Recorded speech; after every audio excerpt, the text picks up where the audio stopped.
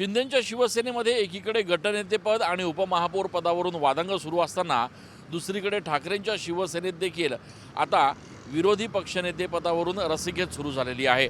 ठाकरेंच्या शिवसेनेचे एकूण 15 नगरसेवक निवडून आलेले आहेत आणि या 15 पैकी आता नेमकी कोणाची वर्णी विरोधी पक्षनेतेपदावर लागणार याकडे संपूर्ण नाशिकचं लक्ष लागलेलं आहे।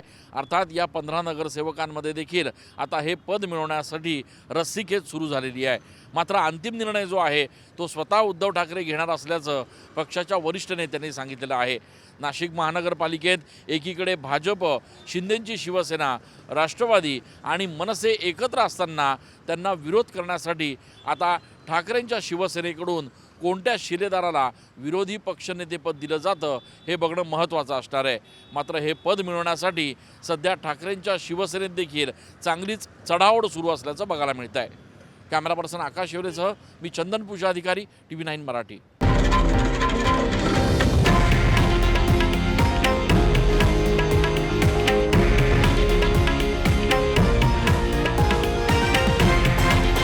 हे आहे देशातील नंबर 1 न्यूज नेटवर्क आणि आपण पाहत आहात TV9 मराठी, एकमेव।